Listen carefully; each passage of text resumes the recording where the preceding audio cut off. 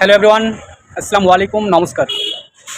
মাননীয় বিধায়ক মিস্টার নওশাদ সিদ্দিকী মহাশয়, আমি ইনাকে বহু দিন থেকেই ভালোবাসি এবং ইনার পাগল ভক্ত বলা যায়। আজকে বিধানসভা ক্ষেত্রে প্রথম অধিবেশন চলাকালীন ইনি যে বক্তব্য রেখেছেন একদম শোনার মতো, এবং তার সাথে যে যুক্তিক আকারে সরকারের কাছে, পশ্চিমবাংলার সরকারের কাছে যেগুলো কথা ইনি দাবি করেছেন, যেগুলো চেয়েছেন পশ্চিমবাংলার জনসাধারণের জন্য, মানুষের জন্য, সবগুলো একদম যুক্তিক আকারে দেখতে গেলে সুন্দর এবং শিক্ষিত মার্জনীয়। মাননীয় মুখ্যমন্ত্রী মহাশয় একটা কথা বললেন, খুবই ভালো লাগলো। আমরা যারা একাধিকবার বিভিন্ন দপ্তরে লেটার করেছি, ন্যূনতম রেকগনাইজ আমাদের লেটারকে করা হয়নি, ইনক্লুডিং চিফ মিনিস্টারের কাছে। আজকে যে কথা বলেছেন এটাকে আমি স্বাগত জানাচ্ছি, যে উনি অন্তত কথা বলেছেন যে মিনিস্টাররাও রিকগনাইজ করবে, অর্থাৎ প্রাপ্তি স্বীকার করবে। আর একটা কথা উনি বলেছেন, অল্প হলেও কাজ করব। আমরা বিরোধী, আমরা পজিটিভ কথা বলবো, রাজ্যের স্বার্থে বলবো, রাজ্যের জনগণের স্বার্থে বলবো। অহেতুক বিরোধিতা করার জন্য বিরোধিতা আমরা করব না।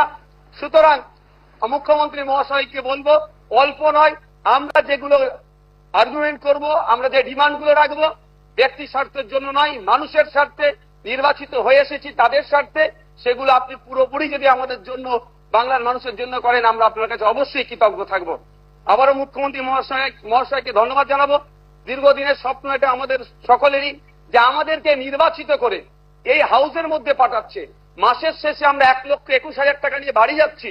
আমরা সেই জনগণের জন্য কি রোল প্লে করছি, কি বক্তব্য দিচ্ছি হাউসের মধ্যে? না, হাউসের মধ্যে এসে শুধু সময় কাটিয়ে চলে যাচ্ছি।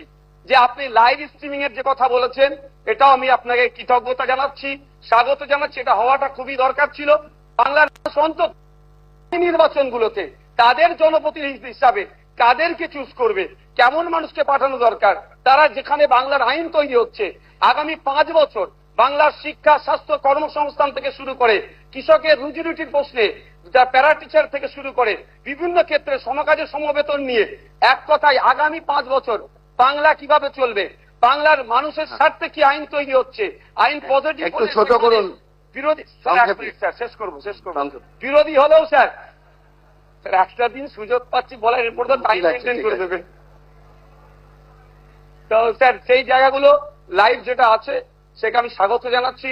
আমি আবারও আপনাকে ধন্যবাদ জানিয়ে বলবো, বহুদলীয় যে গণতন্ত্র আছে সেটার পূর্ণ মর্যাদা দিয়ে আমাদের মতো ছোট্ট যারা বিরোধী আছি তাদেরকে পরিসর দেবেন। ধন্যবাদ স্যার। আমরা এই ধরনের নেতা এর আগে কখনো দেখিনি, আর ভবিষ্যতে চাইব পশ্চিমবাংলায় বিশেষ করে এক দলের জন্য